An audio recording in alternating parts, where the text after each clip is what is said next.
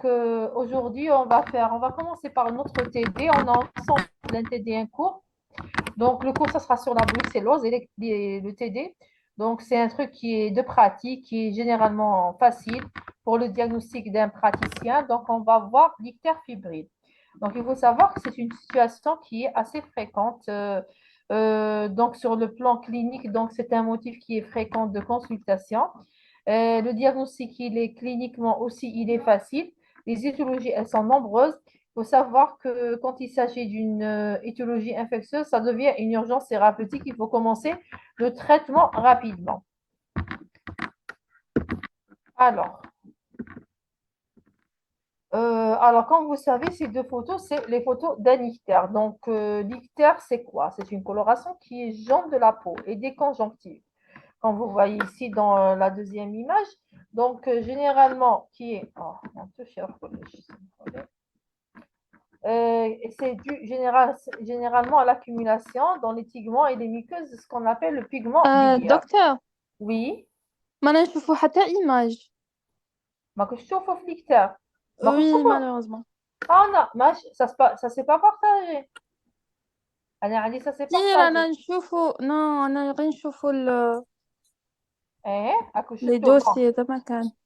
هنايا في مكتوبه dans la définition de dictère vous voyez pas les images نو نو ما كنتش داخلة même pas البي دي اف ولا جو سي با.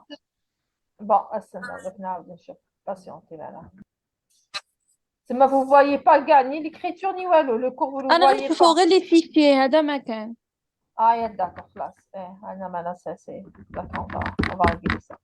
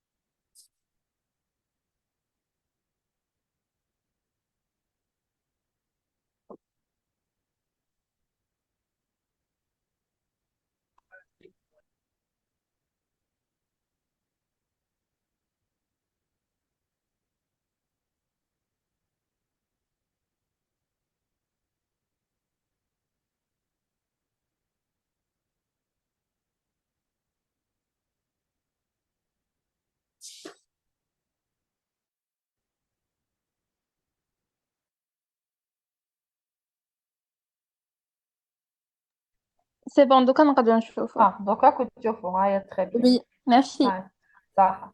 Alors, là, au début.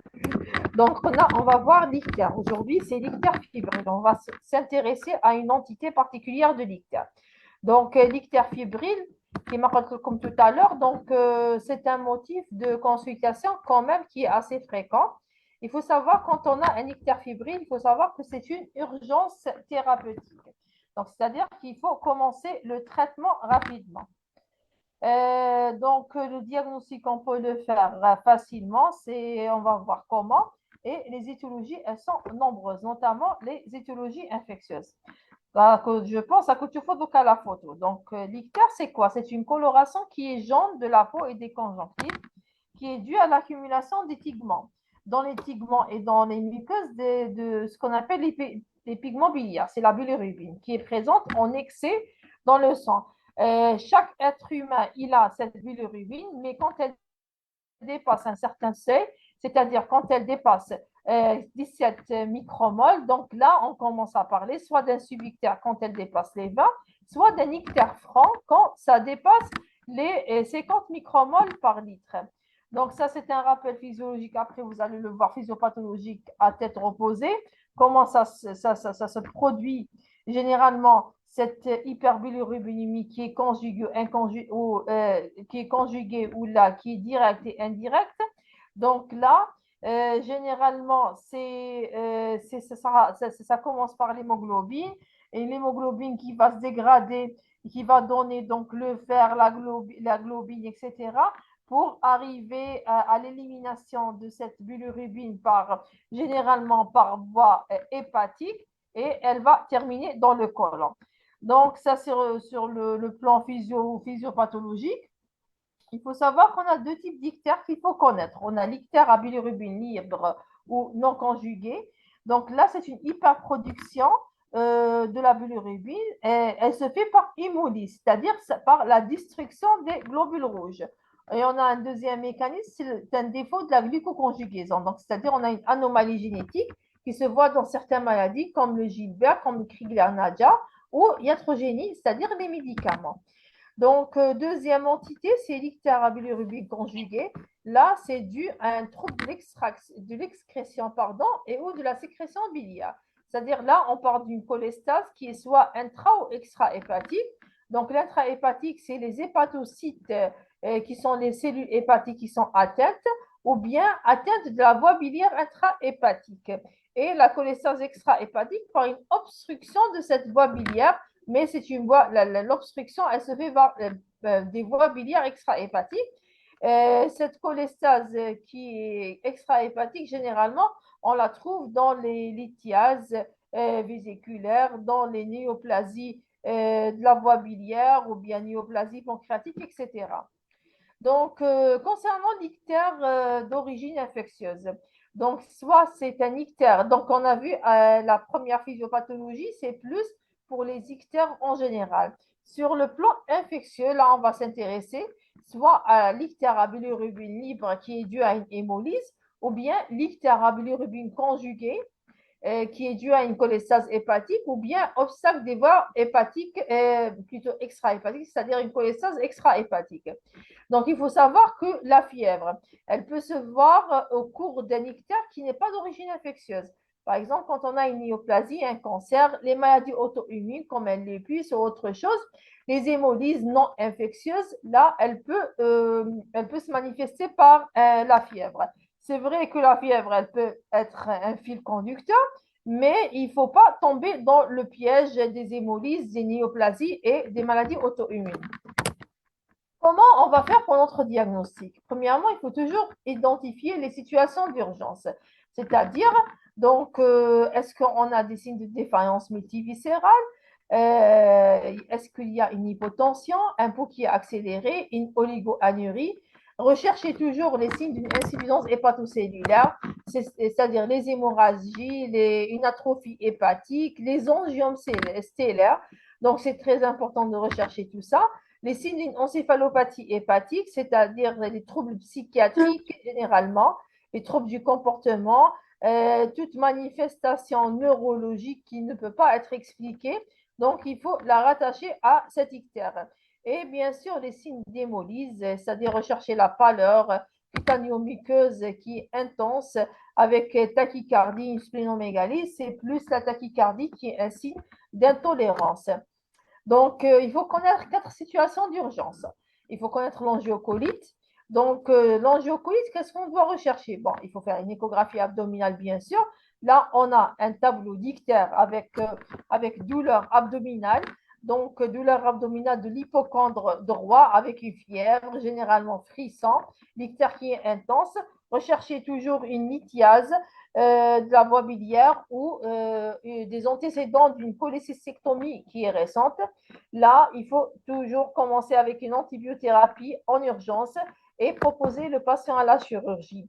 Donc, la deuxième situation, c'est le sepsis grave avec une insuffisance rénale aiguë.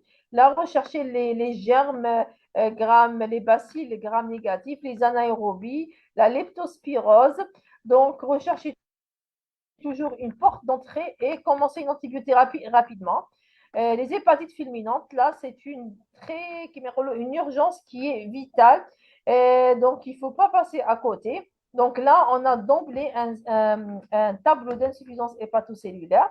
Donc, on a un tableau d'encéphalopathie, d'hémorragie, etc., avec un TP qui est bas. Et bien sûr, le neuropaludisme aussi, il ne faut pas passer à côté. Donc, toujours, le diagnostic, il est fait par un frottis sanguin. La goutte épaisse aussi et l'interrogatoire. Donc, avec l'interrogatoire, donc, rechercher les patients qui reviennent d'un pays d'endémie, c'est-à-dire un pays tropical, l'Afrique. Ensuite, là, on va reconnaître l'ictère et le typé. Donc là, l'intérêt des données cliniques et la biologie. Donc, on a l'ictère à bilirubine libre, donc on a les urines qui sont claires, coloration des selles, elle est normale, il n'y a pas de prurit.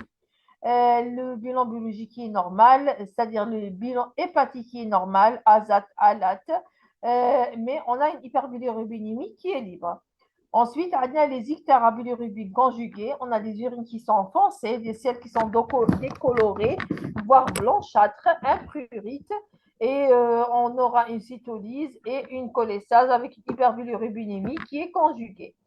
Donc, dans l'interrogatoire, il faut toujours commencer avec le diagnostic étiologique, commencer par l'interrogatoire, c'est-à-dire rechercher les antécédents familiaux, notamment d'une hémoglobinopathie, rechercher une étiase vésiculaire, est-ce qu'il y a eu une intervention, notamment sur les voies biliaires, antécédents de douleurs, des hépatalgies, c'est-à-dire douleurs hépatiques, notamment douleurs localisées au niveau de l'hypocondre droit, surtout après un repas qui est copieux.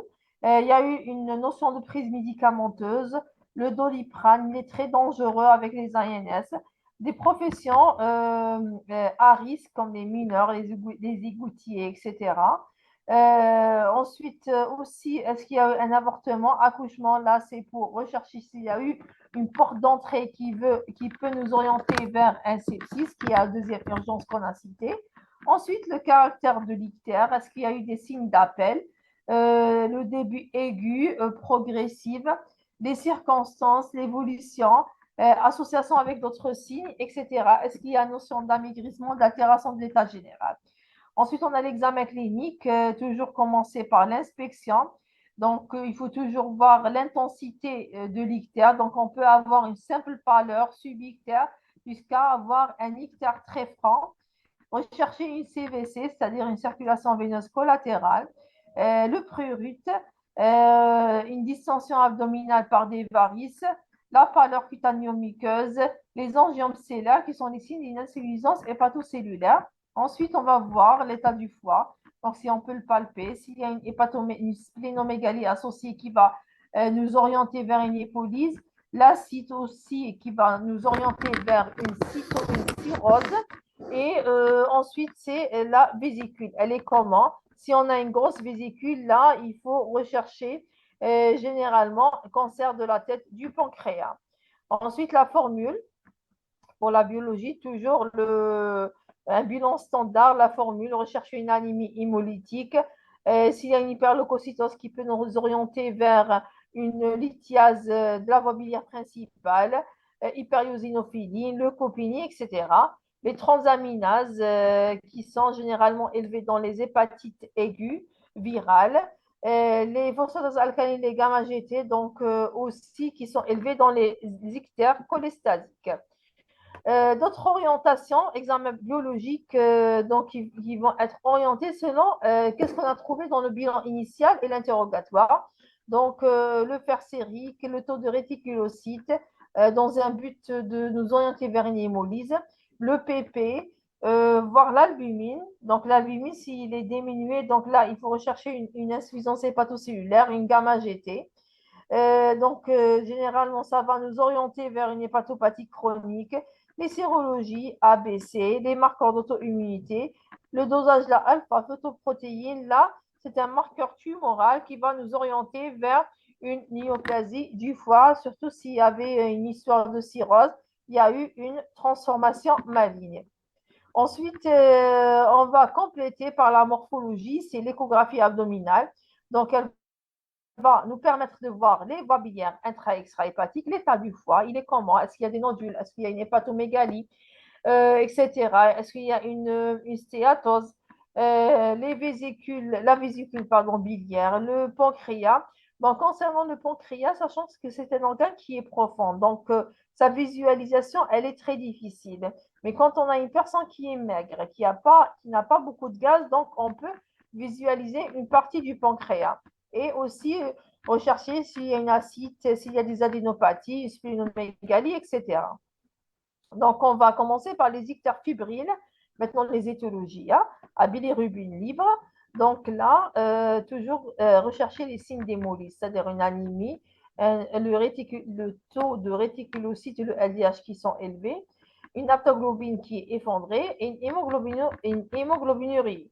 Donc là, c'est en faveur qu'on a d'un ictère qui est fébrile d'origine hémolytique. Donc les étiologies, c'est le paludisme, la babésiose, infection Clostridium perfringens. Généralement, c'est pour ça qu'on a parlé l'interrogatoire, la notion d'accouchement ou la notion d'avortement récent. Et l'anémie hémolytique auto-immune, donc qui se voit au cours d'une infection bactérienne ou virose comme Epstein barbarus, CMV, les hépatites, etc. Ensuite, on a les étiologies non infectieuses de l'hémolyse. Donc là, ce sont les hémoglobinopathies comme la drépanocytose et la thalassémie et les érythroenzymopathies. Il faut savoir qu'une poussée d'hémolyse, elle peut être déclenchée par une infection intercurrente. Là, ça, c'est connu. Ensuite, on a les ictères fébrilles à bilirubine conjugués à voie biliaire fine. Toujours les étiologies infectieuses, ça, c'est le but de notre TD. Donc, ce sont les anomalies focales du parenchyme hépatique, comme le kyste hépatique, les abcès hépatiques. Un foie qui est homogène, comme les hépatites virales. Les hépatites, elles peuvent donner ça. Et la leptospirose hémorragique, là, c'est une infection qui est mortelle, qui donne un ictère, ce qu'on appelle un ictère hémorragique. Donc, il faut poser rapidement le diagnostic parce que c'est une infection qui est mortelle, qui est bien sûr causée par les urines des rats. Donc, les hépatites granulomateuses bactériennes causées par des mycobactéries, la fièvre Q méditerranéenne, les brucelloses et la syphilis. Ensuite, on a les étiologies de l'ictère fébrile à bilirubine conjuguée à voie biliaire fine non infectieuse. C'est la néoplasie du foie, primitive ou secondaire, les lymphomes malins, Hodgkinien ou non, les hépatites toxiques secondaires à une consommation d'alcool ou certains médicaments. Donc, on a parlé des médicaments comme le paracétamol, les ANS, etc. Parce que la plupart des médicaments, ils ont une élimination hépatique. Donc, c'est pour ça que ça explique ça. L'insuffisance cardiaque droite et des causes plus rares, c'est la CPP. Donc, la CPP, c'est quoi? C'est la cirrhose biliaire primitive. C'est une affection auto-immune. Donc, une cholangite sclérosante, la cholestase gravitique. Donc, on a terminé avec, donc là, c'est un rappel à les étiologies. Donc là, on a regroupé toutes les étiologies dont on a parlé. Alors, on a terminé. Vous avez des questions pour l'ictère?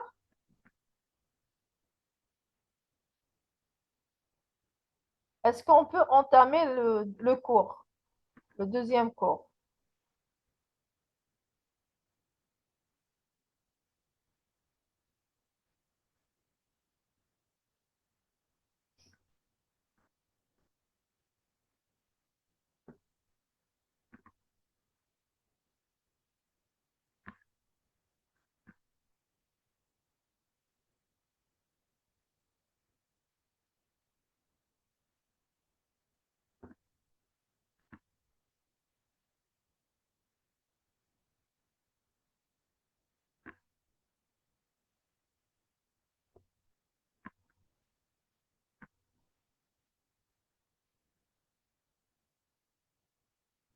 Très bien.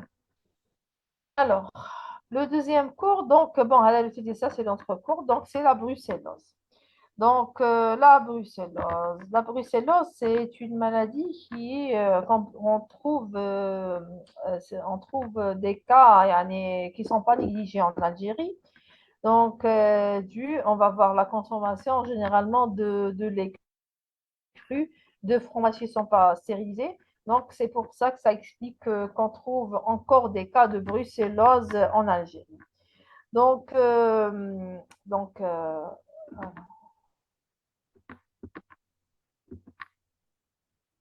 alors, donc, il faut savoir que la première description de la brucellose, elle a été faite en 1859. C'était au niveau de l'île de Malte. Il y a eu des cas de brucellose. Bon, la brucellose, elle a toujours existé, mais elle a été décrite en 1859. Ensuite, on a attendu 1886. Il y a David Bruce qui a isolé la bactérie qui est responsable de la brucellose à partir d'un soldat qui est décédé. D'accord. Il s'est dit de la brucellose, donc il a pu isoler la bactérie. Ensuite, en 1897, ils ont isolé ce qu'on appelle les anticorps agglutinants dans le sérum des malades. Et là, ça a été fait par le savant Wright. Donc ça, c'est un peu d'historique. Donc, il faut savoir que l'agent causa, c'est le brucella, c'est un petit cocobacille à gram négatif. On trouve quatre espèces, qui est la brucella, la militensis, qui est la brucella abortus, la brucella suisse et la brucella canis. Généralement, on a la brucella militensis qui est dans le bassin méditerranéen, qu'on trouve généralement l'espèce qui existe en Algérie. Le réservoir, c'est les animaux d'élevage, c'est-à-dire qui sont déjà atteints malades. Ce n'est pas tous les animaux qui ont la brucellose et les animaux sauvages aussi. Donc, la dissémination, elle se fait dans l'environnement, par les urines, les sécrétions vaginales, généralement la laitière, le fumier, etc. Aussi, dans le lait, on peut avoir cette bactérie. Et il faut savoir que la bactérie, le problème, c'est qu'elle survit plusieurs mois dans la nature. Donc, c'est une bactérie qui est très résistante. Pardon. Par exemple, dans le sol, elle peut trad le sol qui est sec 4 jours, froid 5 à 6 mois. La bactérie, elle est vivante. Dans le lait, elle peut persister jusqu'à 18 mois, etc. Dans le beurre, jusqu'à 30 jours. Donc, c'est pour ça, dans le beurre jusqu'à 140 jours, donc ce qui fait la gravité de cette bactérie. Donc, vous voyez, donc la contamination, comment elle se fait. Donc, soit par la consommation, donc la personne, elle va consommer les produits laitiers, soit les produits du post-abortum, etc. Donc, la contamination, donc là, c'est soit par voie directe ou bien par voie indirecte. Donc, la voie indirecte, c'est l'ingestion d'aliments qui sont contaminés, c'est-à-dire le lait, les produits laitiers qui sont non pasteurisés. On peut avoir une contamination par les abats qui sont insuffisamment cuits. Excusez-moi, je vais mettre mon chargeur et on termine très rapide.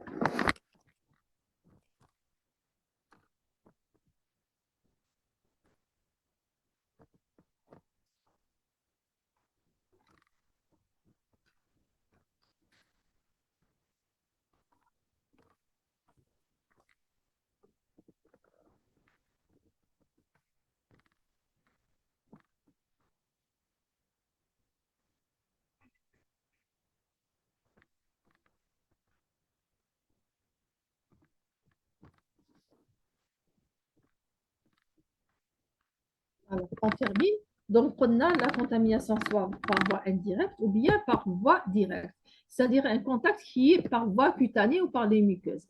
Des animaux qui sont malades, les carcasses, les produits d'avortement.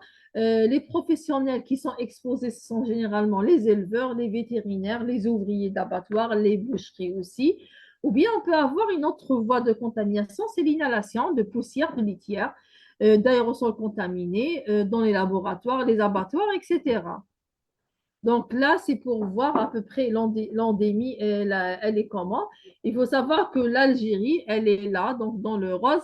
Donc quand même, on est dans le deuxième rang. Dans le deuxième rang, donc on fait partie des pays où toujours la brucellose, elle est toujours là. Donc là, c'est quelques cas. Donc il faut savoir, en 2017, on a recensé 10 198 cas. Donc, comme vous voyez, donc, Delphin, elle est en tête. Donc, Blida, on peut trouver quelques cas, etc. Donc, il y a une répartition générale. C'est presque tous les wilayas de l'Algérie sont atteints de cette pandémie. Donc, comme vous voyez, donc même Alger, donc, Gal et wilayas, donc on trouve quelques cas. Donc, aussi, donc ça, c'est l'évolution de la brucellose en Algérie entre 2000 et 2017. Quand vous voyez, c'est en dents de scie. Et ça s'explique par quoi? Quand il y a des campagnes de sensibilisation, les gens font attention à ce qu'ils consomment.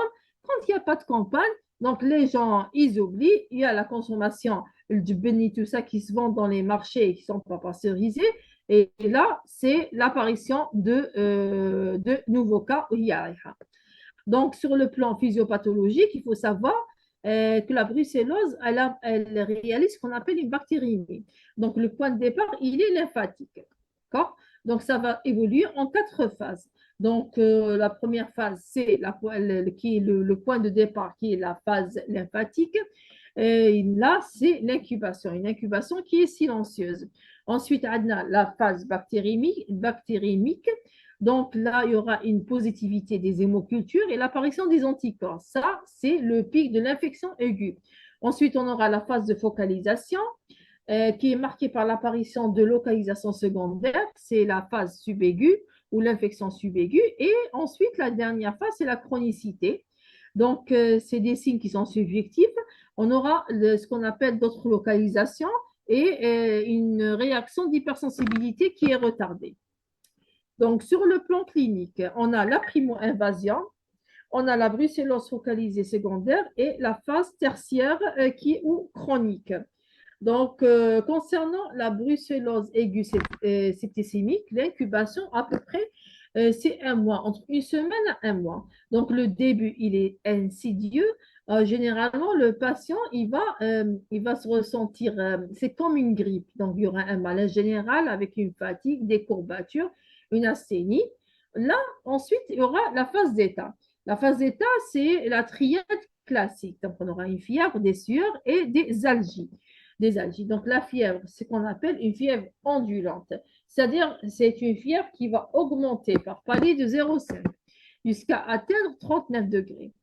Elle va maintenir ce cap de fièvre pendant 10 à 15 jours. Puis, il y aura une défervescence graduelle. Donc, il y aura une diminution de cette fièvre. Donc, il y aura une apparition d'une apérixie d'environ une semaine et la reprise. Il y aura la reprise, qu'on appelle une fièvre ondulante. Elle va réaliser sur le graphe. Ensuite, on a les sueurs qui sont typiquement nocturnes. Elles sont abondantes. Donc, le malade, il va changer plusieurs fois par la nuit. Donc, ce qu'on appelle l'odeur en paille pourrie. Donc là, ce n'est pas pathognomonique, hein. C'est les sueurs et la fièvre qui sont ça présents. L'odeur radique, ça dépend des personnes. D'accord? Et les algies, donc ce sont des myalgies, des arthralgies qui sont mobiles, fugaces. Sur le plan clinique, on peut avoir une splénomégalie, hépatomégalie et ou avec ou sans des adénopathies périphériques. Donc, il y a la fièvre ondulante, l'écoute comme aléra tout à l'heure. Donc, il faut savoir, cette phase aiguë, elle peut être silencieuse. Elle peut avoir une forme, ce qu'on appelle une forme typhoïdique, c'est-à-dire on peut avoir une fièvre qui est en plateau avec un ballonnement abdominal, un pouls qui est dissocié. Peut-être qu'il fait une fièvre typhoïde, alors que non, c'est la brucellose. On peut avoir des formes qui sont focalisées précoces, parce que la focalisation, généralement, elle survient au cours de la 4e phase. Mais là, on peut avoir des focalisations précoces, c'est-à-dire on peut avoir une sacroïléite, une orchiépidémite, une arthrite du genou, ou la forme grave qui est l'endocardite brucellique, qui est la forme la plus grave. Au simple gaffe le traitement parce que ça prend énormément de temps et c'est une forme qui est mortelle si on ne la traite pas. Sur le plan biologique, donc la formule, on peut avoir une leucopénie, une granulosité, une VS accélérée, CRP aussi, et des transaminases, soit normaux, soit une et demie à 2 fois la normale. La deuxième, brucellose, la deuxième phase, c'est ce qu'on appelle la brucellose focalisée secondaire. Euh, donc là, on peut avoir les formes les plus connues. Donc, on peut avoir d'autres focalisations. C'est l'osseo-articulaire, la neurobrucellose et les autres localisations. Généralement, elle se voit, cette forme, quand on a soit une aiguë qui a été négligée, mais ignorée, négligée ou qu'elle n'a pas été bien traitée.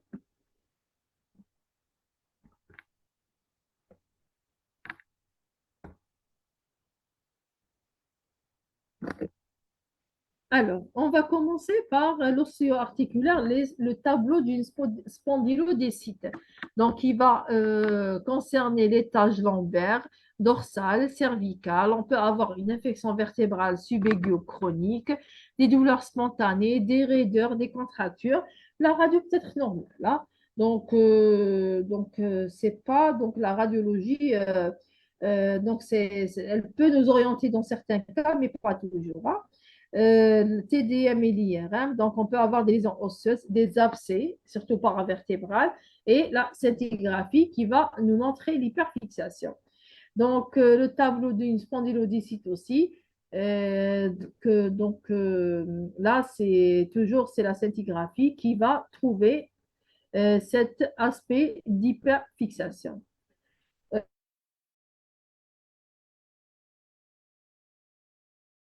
Mais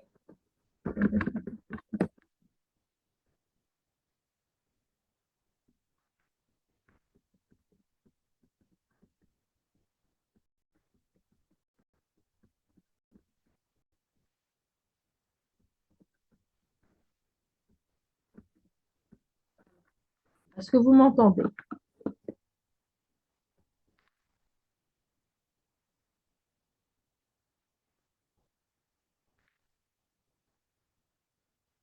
Très bien.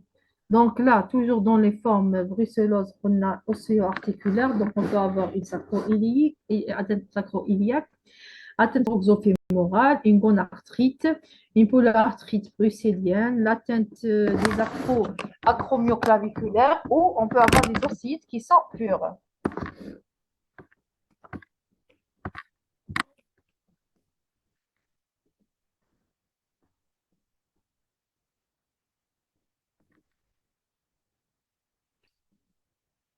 Ensuite, on a la neurobrucellose, donc elle se manifeste par une méningite, aussi c'est une urgence, une méningoencéphalite avec les symptômes qui sont troubles de l'humeur, de la mémoire, une polyradiculonévrite, une myélite ou bien une névrite. Ensuite, les autres localisations, l'atteinte hépatique, soit granulomateuse, des abcès, des hépatites frustres, urogénitacée plus une orchiépididémite aiguë ou chronique. L'atteinte respiratoire, ce sont des pneumopathies, des bronchiolites, des bronchites, des pleurésies, etc. Une pleurésie et l'endocardite bruxellienne qui est vraiment grave. Ce sont des formes, des lésions qui sont ulcéreuses et végétantes. Il y aura des végétations. Donc, il y aura un délabrement valvulaire qui est important et c'est une forme qui est mortelle. La phase tertiaire, ce qu'on appelle la brucellose chronique, elle est tardive, soit due à une brucellose qui est aiguë, qui était symptomatique, qui n'a pas été bien traitée ou pendant des années qui traînent, ou bien elle peut être révélatrice d'une contamination ancienne qui est passée inaperçue. Donc, généralement, c'est une forme à expression générale. On aura une asthénie, un déséquilibre thermique, c'est-à-dire on aura soit un fibrécule avec des sueurs, troubles du caractère, troubles de l'humeur, des insomnies. Euh, on peut avoir une expression focale, atteinte et d'arthrose chronique du genou, par exemple, une neurobricellose, une atteinte de la sphère ORL, notamment une surdité, les vertiges, un brucellome, qui est une petite tumeur hépatique splénique rénale ou des anénopathies généralisées. Et aussi, ça peut se manifester par ce qu'on appelle des phénomènes allergiques. Donc, comme l'urticaire, l'eczéma, des dyspnées asthmatiformes, des migraines, des uvéites, etc. Il faut savoir que le diagnostic, toujours, il faut commencer par rechercher les habitudes alimentaires, c'est-à-dire est-ce qu'on a consommé des produits laitiers non pasteurisés, le séjour dans une zone d'endémie ou d'élevage, l'Algérie par exemple, et les professions exposées clinique et une fièvre sidéralgique avec une conservation de l'état général. Pour le diagnostic direct, donc l'hémoculture, c'est la base. Il faut toujours commencer par l'hémoculture qui est positive dans 70 jusqu'à 80% au cours de la phase septicémique. Et dans les autres phases, c'est un pourcentage qui est moins important. Et il faut savoir que le temps d'incubation qui est à peu près prolongé, qui est à peu près de 14 ans, une semaine à un mois, Donc, toujours, il faut mentionner plutôt au biologiste qu'est-ce qu'on recherche. Donc, on recherche une infection brucellose, donc il faut toujours l'alerte, l'hémoculture accompagnée, plutôt le flacon avec une lettre d'orientation. Donc, on peut avoir aussi culture de la moelle, les ganglions, les liquides, etc. La PCR aussi, on peut l'utiliser. Il y a le diagnostic indirect, c'est la base, c'est le sérodiagnostic de Wright. Donc, à la recherche des IgG et des IgM, surtout les IgM, c'est la méthode de référence. Hein. Donc, elle est positive dans la phase aiguë, la phase subaiguë. Le taux de la positivité, quand c'est supérieur à 1 sur 80, il faut savoir qu'il y a une augmentation rapidement, elle est négative, généralement on la trouve négative au cours de la brucellose chronique. Donc on peut avoir des faux positifs comme la tularemie, la yersignose, certaines maladies inflammatoires ou la néoplasie. Donc on a aussi d'autres moins utilisés comme épreuve à l'antigène tamponné, ce qu'on appelle le test de Rose-Bengal, immunofluorescence indirecte et la méthode ELISA. Donc là, je vais vous montrer. Donc, généralement, à la phase aiguë, on fait l'hémoculture, on fait la sérologie de Wright. Dans la phase de focalisation, on peut faire la culture des foyers qui sont infectés. Donc, on fait le prélèvement et la culture avec l'immunofluorescence ou ILESA. Il y a aussi dans la phase chronique, là, on peut faire que l'immunofluorescence ou ILESA. Les autres, ils seront négatifs. Alors, le traitement. Donc, le traitement, il faut savoir, c'est un traitement, il faut donner un traitement qui est curatif. Alors, c'est-à-dire, c'est l'antibiothérapie associée plus ou moins à d'autres traitements adjuvants comme les anti-inflammatoires, le repos et le traitement de complications qu'on verra après. Donc, selon donc, le décret ministériel donc de 2018. Donc, le traitement, donc ça, on le trouve dans le journal, le traitement de la brucellose, parce qu'il faut savoir que c'est une maladie à déclaration obligatoire. Donc, on le trouve dans le journal officiel. Donc, à la phase aiguë, c'est ischémique. On va voir, on s'intéresse plus aux adultes. Hein. Il y a ce qu'on appelle, il faut toujours associer deux antibiotiques. Il y a le traitement de première intention, deuxième intention, troisième intention. Alors, première intention, c'est la doxycycline. En péros, on donne généralement 200 mg par jour pendant 6 semaines. Associé à la gentamicine, bien sûr, en IM, donc deux fois par non, non, en IM, une fois par jour, non, je me suis trompée, donc pendant 7 à 14 jours. Ensuite, deuxième intention, on a la doxycycline, toujours en péros, associée à la rifampicine, les deux pendant 6 semaines. Si ça ne donne pas, ou il y a des allergies ou là, donc là, on passe à la doxycycline pendant 2 mois, associée au cotrimoxazole pendant aussi 2 mois. Donc ça, c'est les phases septicémiques. Donc, il y a certains cas particuliers, surtout chez la femme enceinte. Là, pour la femme enceinte, donc on va associer donc, la rifampicine pendant 6 semaines avec le cotrimoxazole pendant 6 semaines. Donc, l'enfant et tout ça, l'enfant, ça nous intéresse pas. Ça sera en pédiatrie. Dans les femmes focalisées, donc, on a l'endocardite bruxellienne. C'est trithérapie, c'est-à-dire doxycycline avec la rifampicine, avec la gentamicine. Donc, doxycycline, rifampicine pendant 3 mois et la gentamicine 14 à 21 jours. Ou bien, deuxième intention, c'est la doxycycline, la rifampicine, le cotrimoxazole pendant 3 mois. Donc, la brucellose osseo-articulaire, toujours la trithérapie, c'est-à-dire on a la doxycycline, la rifampicine 3 mois et la genta 14 à 21 jours. Sinon, c'est la même chose, comme l'endocardie, c'est-à-dire c'est la rifampicine, le cotrimoxazole. Donc, non, oui, rifampicine, cotrimoxazole pendant 3 mois. Donc, le traitement, on peut le prolonger. On peut tel 6 mois, 1 an, s'il n'y a pas de réponse. La tête neuroméningée, donc toujours trithérapie, cotrimoxazole, rifampicine 3 mois et la gentamicine pendant 14 à 21 jours. Donc, dans les formes chroniques, on ne donne pas d'antibiotiques. Donc, là, ce sera le traitement adjuvant, c'est-à-dire traitement symptomatique de ces douleurs. Donc, on va donner les anti-inflammatoires, le repos, donc essayer de donner des vitamines pour vaincre cette asthénie. On peut faire une désensibilisation par l'antigénothérapie et on peut faire des exercices des foyers infectieux, c'est-à-dire un curtage des abcès. Généralement, ce sont des abcès qui sont froids. Donc, il faut agir par un traitement symptomatique. Et bien sûr, prophylaxie animale, c'est-à-dire le dépistage et l'abattage des animaux infectés, la vaccination. Et c'est une maladie comme à déclaration obligatoire. Donc, il faut que la personne qui sera exposée, il faut porter des gants, des masques, lavage des mains, l'hygiène des étables. Consommation toujours pour le consommateur de produits laitiers qui sont pasteurisés. Donc, il faut savoir en conclusion que c'est une maladie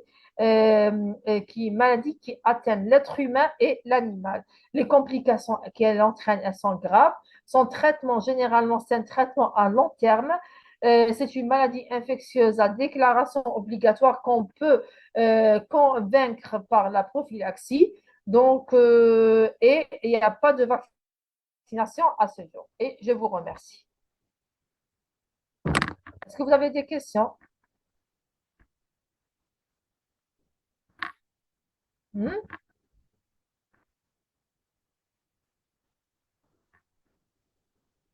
Je vous remercie. Bon courage pour l'examen. Merci. Au revoir. Merci beaucoup, docteur.